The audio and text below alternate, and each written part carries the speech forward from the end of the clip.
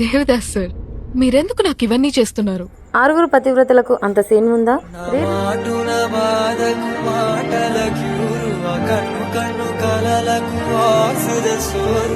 Re release ల trend జనాలకు మొహం మొత్తిపోయేలా విసిగిస్తోంది. వారానికి 1-2 క్రమం తప్పకుండా వీటిని వదులుతూ డిస్ట్రిబ్యూటర్ లాభపడుతున్న దానికన్నా నష్టపోవడమే ఎక్కువగా ఉంది.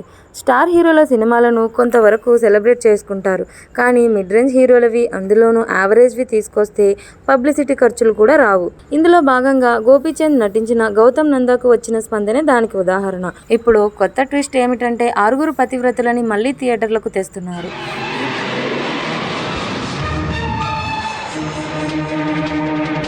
ఈవీవి సత్యనారాయణ దర్శకత్వంలో వచ్చిన ఈ డిఫరెంట్ డ్రామా 2004లో ఫ్లాప్గా నిలిచింది.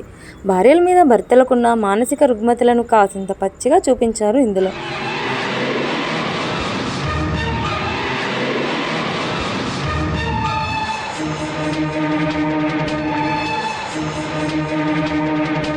ఆమె సినిమా తరహాలో సెన్సేషన్ అవుతుందనుకుంటే నిరాశపరిచింది. ఇలాంటి షాకింగ్ కంటెంట్కి కొందరు కొత్త ఆర్టిస్టులను దీని ద్వారా పరిచయం చేయడం అప్పట్లో టాక్ ఆఫ్ ది ఇండస్ట్రీ అయ్యింది. కాలక్రమేణా ఆరుగురు పతివ్రతల్లో సీన్లు జంజీకి నచ్చడం మొదలైంది.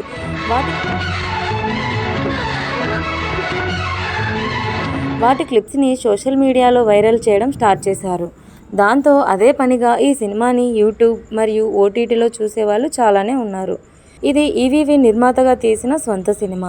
సహజంగానే హక్కులను ఆయన పిల్లలు అల్లరి నరేష్, ఆర్యన్ రాజేష్ దగ్గర ఉంటాయి.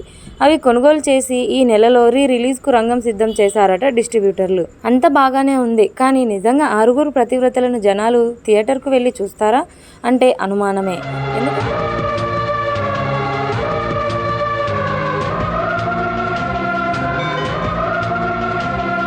ఎందుకంటే స్టార్లు మరియు సెలబ్రేట్ చేసుకునే సాంగ్స్ లేకుండా ఉండే ఇలాంటి సినిమాలను బిగ్ స్క్రీన్ మీద ఎంజాయ్ చేయడం కొంచెం కష్టమే. ముఖ్యంగా థియేటర్ లోపల రీక్రియేషన్లు చేసుకునే బ్యాచ్లకు ఈ మూవీ ఎలాంటి అవకాశం ఇవ్వదు. ఈవీవి గారు బతికి ఉంటే ఇప్పటికీ యూత్ దీన్ని ఇంతగా ఓన్ చేసుకోవడం చూసి ఎంత ఆశ్చర్యపోయేవారో. దేవదాస్ సార్, మీరెందుకు నాకు ఇవన్నీ చేస్తున్నారు?